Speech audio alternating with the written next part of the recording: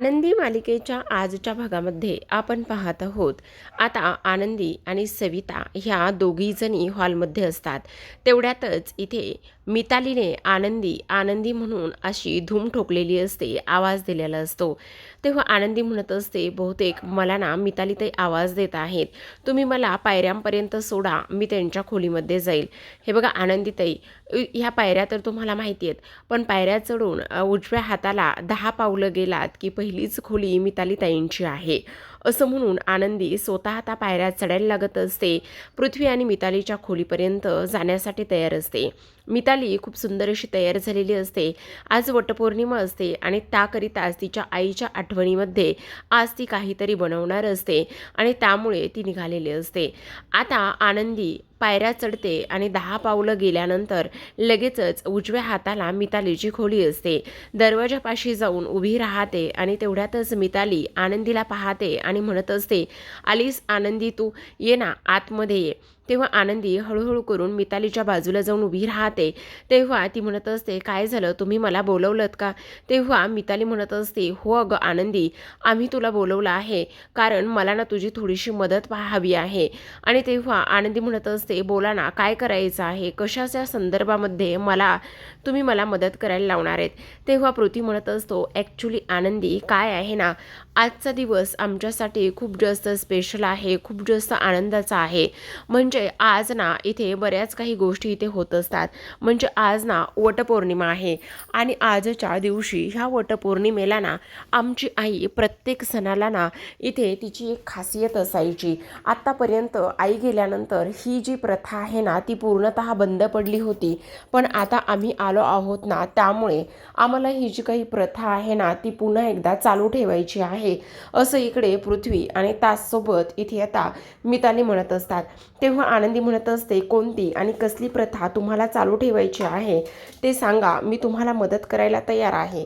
तेव्हा आता इकडे हे दोघेही जण सांगत असतात की कशा पद्धतीने हे सगळं काही करायचं आहे.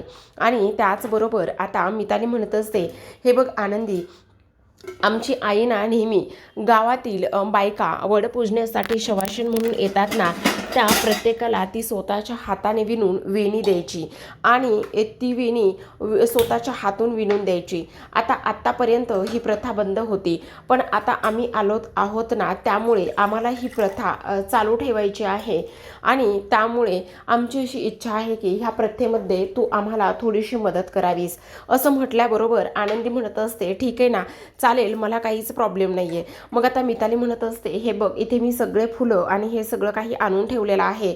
फक्त एक गोष्ट तू लक्षात ठेव की इथे एका बाजूला एक लाल रंगाचं गुलाबाचं फूल आणि दुसऱ्या बाजूला इथे चाफ्याचं फूल असं विणायचं आहे. आणि ह्यामध्ये अजिबात गडबड वगैरे होऊ देऊ नकोस, नाहीतर सगळ्या प्रथेवर पाणी फिरेल. तू करशील ना व्यवस्थित? तेव्हा मात्र आनंदी आता इकडे मनामध्ये विचार करत असते, खरं पाहायला गेलं तर मला इथे दिसत नाही आहे आणि मी कशा पद्धतीने हे रंग समजून घेणार आहे. खरं तर एक बायको म्हणून मला इथे पूजा करता येत नाही, पण ह्या मुलांची आई म्हणून तर मी इथे समिधाताईच्या ह्या आठवणीमध्ये ही जी प्रथा आहे ना ती इथे चालू ठेवण्यासाठी त्यांना लोकांना मदत करू शकते. हेच माझ्यासाठी खूप जास्त महत्त्वाचं आहे, असं आनंदी बोलत असते. पण आता मी हे सगळं कसं करू हा प्रश्न तिला पडलेला असतो, कारण ह्यांना तर माहिती नाही मला दिसत नाही म्हणून. आणि जे रंग इथे त्यांनी सांगितले त्या रंगाचं माझ्याच्याने कसं काय होणार आहे हे सुद्धा मला कळत नाही, असं आनंदी बोलू लागलेली असते. आता देवा परमेश्वरा, मी हे सगळं कसं करणार आहे असा विचार आनंदी करत असते. आता मिताली आणि पृथ्वी हे सगळं काही तिला सांगत असतात आणि जाताना म्हणत असतात, आनंदी तू हे सगळं करशील ना? तेव्हा आनंदी म्हणत असते, हो हो, तुम्ही अजिबात काळजी करू नका, मी हे सगळं व्यवस्थित करेल. मग आम्ही जाऊ ना मंदिरामध्ये? हो हो, तुम्ही आरामात मंदिरात जा, असं आनंदी सांगत असते. आता इकडे ते लोक तर मंदिरामध्ये निघून गेलेले असतात आणि आनंदी मात्र आता इकडे तिथे बराच वेळ बसलेली असते. तर दुसऱ्या बाजूला इथे आपण पाहतो आरती आणि त्याचसोबत आबा हे दोघेही जण आता इथे मंदिरामध्ये आलेले असतात. जेव्हा हे दोघेही जण मंदिरात येतात तेव्हा आरती मात्र समोरून येणाऱ्या पृथ्वीला पाहत असते. पृथ्वी मात्र इथे आता हातवारे करत असतो. आनंदीला आरतीला असं वाटत असतं की हा जो पृथ्वी आहे ना तो फक्त आणि फक्त इथे मलाच आवाज देतोय आणि मलाच हातवारे करतोय असं इकडे तिला वाटत असतं. पण जेव्हा इकडे आता पृथ्वी अक्षरशः धावतच येतो आणि धावतच आल्यानंतर दोन्ही हात पसरून आलेला असतो आणि दोन्ही हात पसरून आल्यानंतर इथे आरतीला वाटत असतं आता हा काय इथे मला मिठी मारायला येतोय की काय असं म्हणत असते. आणि जेव्हा तो येतो तेव्हा मात्र आरती लगेचच थोडीशी बाजूला होते. पण हा जो पृथ्वी आहे तो जाऊन आबांना घट्ट मिठी मारत असतो. तेव्हा आरतीला नवलच वाटतं की हा आबांच्या ओळखीचा कसा काय आहे आणि त्याचबरोबर हा नेमका आहे तरी कोण असा सुद्धा प्रश्न इथे आता आरतीला पडलेला असतो. आता लगेचच इथे आरती म्हणत असते आबा हा कोण आहे आणि तुम्ही ह्याला ओळखता का. तेव्हा लगेच आता आबा म्हणत असतात अरे पृथ्वी पृथ्वी पृथ्वी साहेब तुम्ही म्हणजे धाकले मालक तुम्ही असं इकडे ते बोलत असतो. तेव्हा लगेच आता पृथ्वीसुद्धा इथे म्हणत असतो म्हणजे तुम्ही हिला ओळखता का ही एक नंबरची तिखट मिरची आहे आणि अशा लोकांच्या तुम्ही सोबतसुद्धा आणि जवळसुद्धा आसपाससुद्धा राहत जाऊ नका बरं का असं इकडे तो आबांना सांगत असतो. तेव्हा आबा म्हणत असतात अरे असं काय करतोयस बाळा ही माझी नात आहे असं म्हटल्याबरोबर तो म्हणत असतो काय ही तुमची नात आहे ही असली तिखट मिरची तुमची नात आहे बापरे ही तर खूपच जास्त डेंजर आहे असं सुद्धा आता इकडे तो बोलू लागलेला असतो. हे सगळं काही बोलल्यानंतर तो म्हणत असतो हो ही तुमची नात आहे. तेव्हा आबा म्हणत असतात हो ही माझीच नात आहे. मग आबा मला एक गोष्ट सांगा ही जर तुमची नात आहे म्हटल्यावर आनंदी सुद्धा इथे तुमचीच नात असेल ना. बापरे आनंदी कुठे आणि ही कुठे दोघीमध्ये इथे जमीन आसमानचा फरक आहे असं सुद्धा आता इकडे तो बोलत असतो. हे सगळं काही बोलत असताना आता मात्र इथे आरती म्हणत असते मनामध्येच की ह्या आनंदीला एकेरी हाक मारत आहे म्हणजे याचा अर्थ ह्याला आनंदी कोण आहे आणि त्याचबरोबर इथे मालक साहेबांची ती बायको आहे ह्या गोष्टी बहुतेक ह्याला माहिती नसाव्यात आणि त्यामुळेच तो हा आनंदीला अशी एकेरी हाक मारत असावा असं सुद्धा आता इकडे ती बोलत असते. आणि त्याचसोबत आपण पाहतो इथे आता आबा म्हणत असतात हो आनंदी माझीच नात आहे. अहो काय सांगू आबा तुम्हाला आनंदी तुमची नात आहे ना खरंच हे सगळं पाहून ना मला फार आनंद होतोय बरं का. अहो तिच्या हाताला काय एक नंबरची चव आहे तिने थालीपीठं काय एक नंबर बनवले होते तिच्या हातचे थालीपीठं खाऊन तर तुम्हाला सांगू का इथे ना मला माझ्या आईचीच आठवण आली असं सुद्धा पृथ्वी बोलू लागलेला असतो. तेव्हाच आता इकडे आनंदी आरती विचार करत असते काही जरी झालं ना तरी सुद्धा इथे मात्र ह्याने आबांसमोर आणखी काही गोष्टी इथे बोलायला नकोत आणि त्याचबरोबर जर हा काही बोलला तर मग आबांना त्रास होईल असं सुद्धा आता इकडे आरती मनामध्ये विचार करत असते. दुसरीकडे आपण पाहतो आता इथे मात्र आनंदी विचार करू लागलेली असते मी आता ह्या वेण्या तर बनवलेल्या आहेत पण ह्या वेण्या मी बनवल्यानंतर मला कळत नाही नेमकं काय करायचं आणि त्याचबरोबर काय नाही ते. कारण सगळ्यात महत्त्वाची गोष्ट म्हणजे आता काही जरी झालं ना तरी सुद्धा इथे आता माझ्याकडून रंगसंगती व्यवस्थित जमली की नाही ते कळतच नाही. तेवढ्यातच सविताचा आवाज आलेला असतो. सविता आनंदीला आवाज देत असते आणि तेव्हा आनंदी म्हणत असते सविताताई बरं झालं तुम्ही आलेला आहात. खरं सांगू का मला ना आत्ता तुमची फार जास्त गरज होती असं सुद्धा इकडे आता तो बोलत असतो. आणि हे सगळं काही बोलल्यानंतर लगेचच आपण पाहतो इथे आता आनंदी म्हणत असते सविताताई तुम्हाला सांगू का मी हे फुलं आणि त्याचबरोबर ह्या वेण्या माळण्याचा पूर्ण प्रयत्न केला आहे पण ना मला लाल गुलाबाचं फूल कोणतं आणि पिवळं गुलाबाचं फूल कोणतं ही रंगसंगती मात्र मला इथे समजतच नाही काय करावं ना ते कळतच नाही. तेवढ्यात सविताताई म्हणत असते अहो आनंदीताई तुम्ही फारच गोंधळ घालून ठेवलाय सगळे इथे ह्या वेण्यांची वाटच लागले पण ऐका ना त्यांना पोरांना काय माहिती ना तुम्हाला डोळे नाहीत म्हणजे तुम्ही आंधळ्या आहात दिसत नाही ते सॉरी माफ करा पण आता आनंदी म्हणत असते तेच तर मला आणि पोरांना नाही कसं म्हणायचं ना. बरं ऐका ना मी हे सगळं करते तुम्हाला ना आबांचा फोन आलेला आहे आणि आबांना तुमच्याशी बोलायचं आहे म्हणून त्यांनी तुम्हाला बोलवलं आहे फोन चालू आहे बघा खाली जाता का प्लीज. तेव्हा आनंदी म्हणत असते पण हे सगळं मलाच करायचं आहे कारण पोरांनी विश्वासाने माझ्याकडे ही जबाबदारी सोपवली आहे आणि जर मी हे नाही केलं तर मग उगाचच काही प्रॉब्लेम व्हायला नको असं आनंदी म्हणत असते. तेव्हा सविता म्हणत असते बरं आनंदीताई तुम्ही काळजी करू नका हे सगळं तुम्हीच करा मी ह्यामध्ये आता काहीच बोलणार नाही पण हे जे काही विस्कटलेलं आहे ना ते फक्त मी इथे दुरुस्त करून देते तुम्हाला, बाकी सगळं तुम्हीच करा, असं सुद्धा आता इकडे ती बोलत असते. तेव्हा आनंदी मात्र इथे आबांशी बोलायला खाली निघून जाते. तर दुसरीकडे आपण पाहतो आनंदीचं इथे हा कौतुक करत असतो, पण आरतीला मात्र वाटत असतं काही जरी झालं ना तरी सुद्धा इथे ह्या सगळ्या गोष्टी अशा पद्धतीने व्हायला नकोत, असं इकडे तिचं म्हणणं असतं. सोबतच आता हे सगळं काही होत असताना आता असं पाहायला मिळतंय की आता इथे हा जो फोन आहे ना तो फोन घ्या आणि प्लीज तुम्ही ताबडतोब जाऊन बोलता का. मग आता लगेचच इकडे ती म्हणत असते हो चालेल मी जाऊन बोलते. दुसरीकडे आता इकडे आरती म्हणत असते चला आबा प्लीज पटकन इथून चला, अहो किती ऊन पडलंय, किती उकाडा सुरू आहे, तुम्हाला उगाच चक्कर येईल आणि बीपी लो होईल, त्यापेक्षा आपण इथून गेलेलं बरं ना, असं सुद्धा आता इकडे तो बोलत असतो. आणि त्याच वेळेला आता इकडे ती म्हणत असते हे असल्या लोकांशी बोलण्यामध्ये काहीच प्रॉब्लेम नाहीये. मग आता इथे आबा म्हणत असतात अगं असं काय बोलतेस, हे धाकलं मालक साहेब आहे, त्यांच्याशी असे अरेतुरे वगैरे ह्या सगळ्या गोष्टी बोलू नये ना. तेव्हा लगेच आता इथे ती म्हणत असते अशा माणसांशी तुम्हाला माहिती आहे हा माणूस कसा आहे काय आहे म्हणून, तुम्हाला आबा काही माहिती नाहीये, तुम्ही उगाचच ह्या सगळ्या गोष्टीमध्ये पडू नका बरं का, असं सुद्धा आता इकडे ते बोलत असतात. आता हे सगळं काही होत असताना आपण पाहतो इथे काही करून आरतीला मात्र आबांना तिथून दूर घेऊन जायचं असतं आणि त्याचीच ती पूर्णतः तयारी करत असते. आबा म्हणत असतात अगं असं काय करतेस, हे बघ दोन शब्द मला त्यांच्याशी बोलू तरी दे. आबा माहिती ना ऊन पडले खूप आणि तुम्हाला त्रास होईल, तुम्ही चला बरं पटकन. तेव्हा आता इकडे पृथ्वी म्हणत असतो अहो तुमच्या लक्षात येते का ह्या अशा लोकांसोबत ना तुम्ही राहायला पण पाहिजे नाहीये, नाहीतर उगाचच तुम्ही सुद्धा निगेटिव्हिटी इथे स्वतःमध्ये घ्याल. तेवढ्यातच आरती मात्र त्याच्या अंगावर गुलाल फुंकत असते आणि तेव्हा तो म्हणत असतो काय करतेस तू हे सगळं मुद्दामून करतेस का. तेव्हा आरती म्हणत असते एक मिनिटं, मी असलं काही नाही केलेलं, हवा आली आणि हवेमुळे हे सगळं काही झाले, मी तुझ्या अंगावर गुलाल वगैरे अजिबातच उधळला नाही, असं सुद्धा आता इकडे ती स्पष्टपणे बोलू लागलेली असते.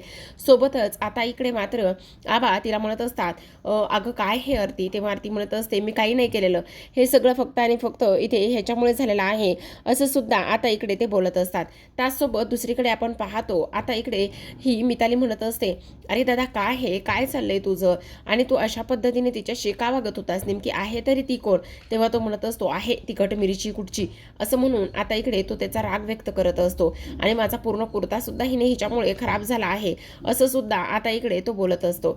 आता हे सर्व काही बोलल्यानंतर दुसरीकडे आपण पाहतो आनंदीने आबांना कॉल केलेला असतो आणि आनंदी म्हणत असते आबा कशा आहात तुम्ही, बोला ना, सगळं काही ठीक आहे ना. तेव्हा आबा म्हणत असतात आनंदी बाळा तू कशी आहेस ग, सगळं ठीक आहे ना, तुझी तब्येत वगैरे हे सगळं काही बरं आहे ना. तेव्हा आनंदी म्हणत असते हो मी सगळं काही माझं व्यवस्थित आहे, मी बरी आहे, माझी तब्येत बरी आहे. आणि आबा मला एक गोष्ट सांगा, तुम्ही व्यवस्थित वेळच्या वेळेवर जेवताय ना. हो मी जेवतोय, पण तू अजिबात काळजी करू नकोस. हो आबा मी तर ठीकच आहे, पण बरं ऐक ना आनंदी, तुझी आज पहिली वटपौर्णिमा आहे आणि तुझी आज पहिली वटपौर्णिमा असल्या कारणाने मला एक गोष्ट सांग, तू सगळी तयारी केली ना गं, म्हणजे उपवास वगैरे पकडलास ना आणि तू खुश आहेस ना, असे प्रश्न आबा तिला विचारत असतात. तेव्हा आनंदी म्हणत असते हो आबा मी अगदी ठीक आहे, तुम्हाला काळजी करण्याची काहीही गरज नाही. आणि आबा तुम्हाला सांगू का आज माझी पहिली वटपौर्णिमा आहे आणि त्याकरिता मला ना मालक साहेबांनी एक सुंदर अशी साडी गिफ्ट केली आहे. असं ही बोलत असताना युगंधर मात्र आनंदीच्या पाठी येऊन उभा राहतो आणि आबा तुम्हाला सांगू आज ना इथे मी उपवास केला आहे आणि उपवास केल्यानंतर मला कोणी काही कामसुद्धा सांगितलं नाही.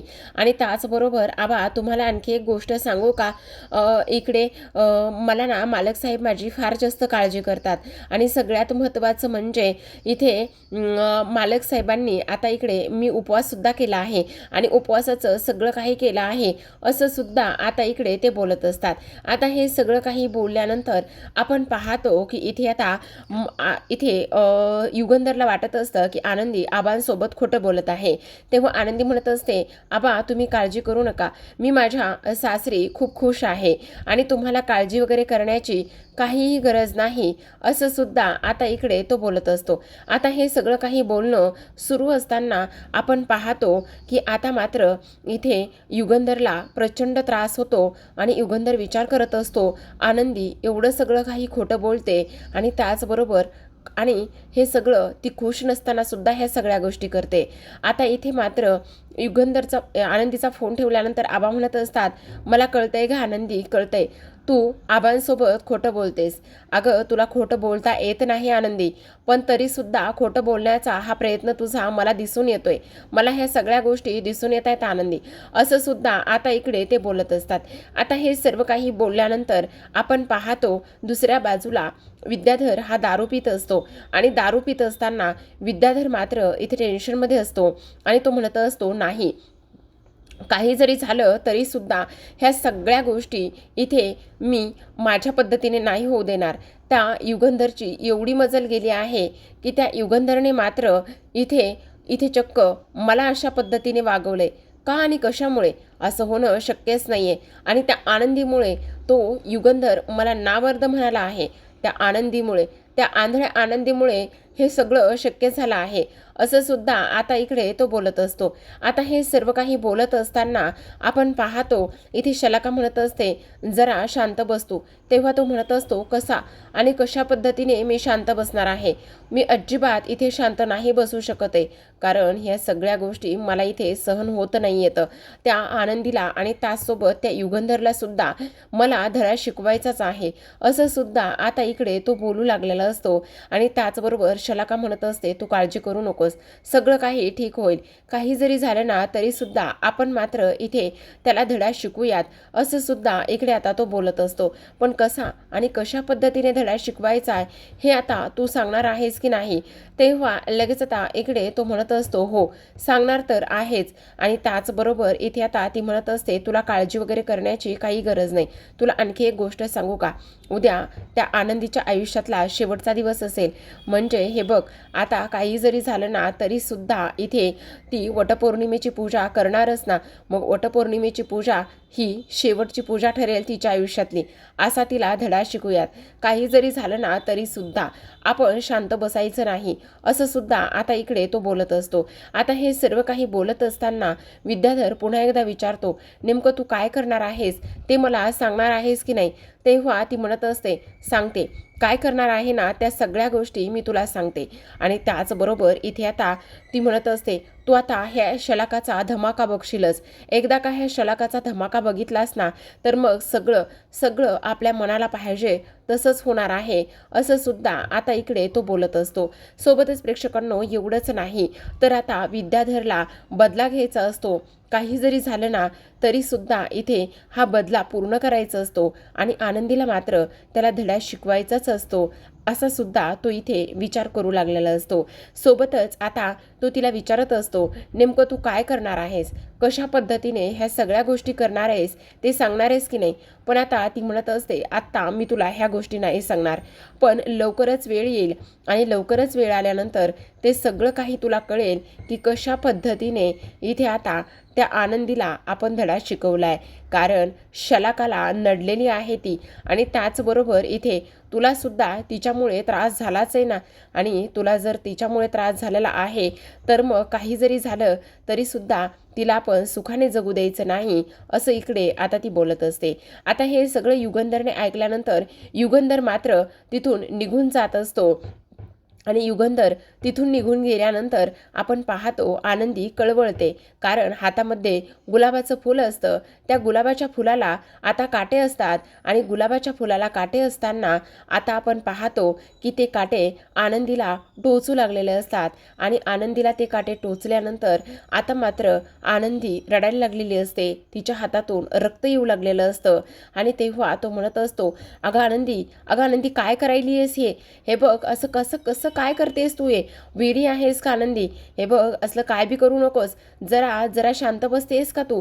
तेव्हा ती म्हणत असते, नाही मालक साहेब, ही मला शिक्षा आहे स्वतःला, कारण आज मी फार चुकीची वागले.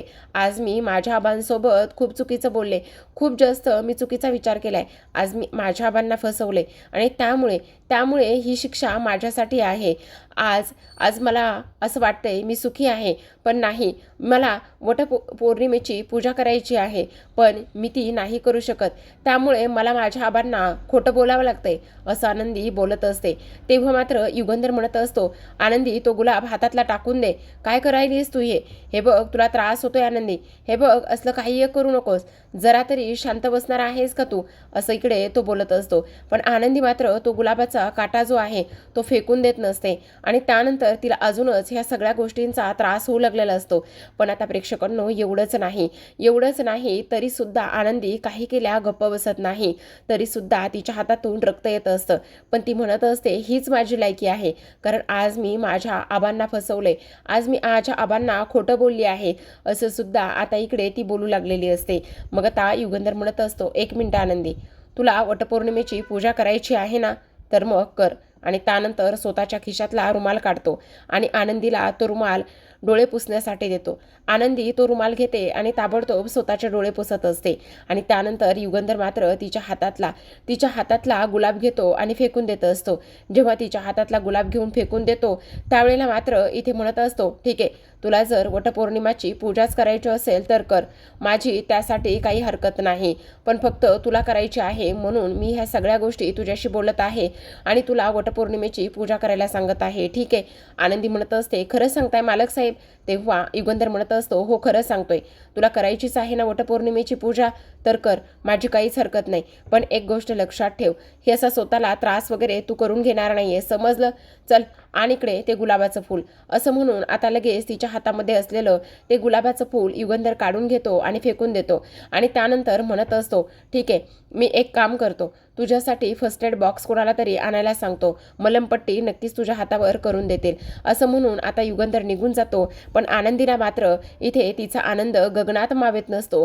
तिला प्रचंड आनंद झालेला असतो की आज मात्र इथे आपली वटपौर्णिमेची पूजा ही साजरी होणार आहे आणि मालक साहेबांनीच आपल्याला इथे परवानगी दिली आहे, असं सुद्धा आता इथे तो बोलू लागलेला असतो. तर आता प्रेक्षकांनो इथे आजच्या भागात एवढंच. उद्याचा भाग तोच प्रोमो आलेला आहे. पण ह्या सगळ्या गोष्टीमध्ये शलाका आहे हे मात्र आता इथे सरळ सरळ उघड झालेलं आहे. शलाकाने आनंदीला वटपौर्णिमेची पूजा साजरी करता येऊ नये म्हणून खूप मोठं कांड केलेलं असतं आणि ते कांड केल्यानं आता आनंदीच्या अंगावर आलेलं असतं. आनंदीला मात्र जिन्यावरून धक्का दिलेला आहे आणि आनंदी खाली पडलेली आहे. तिच्या डोक्याला मार लागला आहे आणि तिच्या डोक्याला मार लागल्यानंतर आता युगंधर म्हणत असतो, आनंदी, तुला वटपौर्णिमेची पूजा करायची होती, त्याकरिता तू स्वतःला त्रास करून घेत होतीस, पण काळजी करू नकोस, मी तुझ्यासाठी आपण दोघंही जण एकमेकांसाठी वडाला पूजूयात आणि वटपौर्णिमेची पूजा करूयात. असं म्हणून आता युगंधर मात्र स्वतः तयार होतो आणि स्वतः तयार होऊन आनंदीच्या ह्या हट्टापायी, तिच्या श्रद्धेपायी, त्याचं तिच्यावर असलेल्या प्रेमापायी ह्या सगळ्या गोष्टीसाठी युगंधर मात्र स्वतः वडाच्या ठिकाणी जातो आणि ते सुद्धा आनंदी शुद्धीवर आल्यावर तिला घेऊन आणि स्वतः तिच्यासोबत वडाची पूजा करत असतो. हे सगळं इथे धनश्री माई पाहतात तेव्हा त्यांना धक्का बसतो आणि इथे धनश्री विचारत असते, भाऊजी तुम्ही आत्ता ह्या वेळेला इथे कसे? पण युगंधर मात्र वडाची पूजा करण्यासाठी तिथंपर्यंत जाऊन पोहोचलेला असतो आणि ते सुद्धा आनंदीसाठी. तर प्रेक्षकांना तोच प्रोमो आलाय, पण अतिशय इंटरेस्टिंग असा भाग झालेला आहे. तर अशाच नवनवीन मालिकांचे अपडेट आणि रिव्ह्यू जाणून घ्यायचे असतील, पाहायचे असतील तर नक्की चॅनलला सबस्क्राईब करा आणि पाहत रहा आनंदी.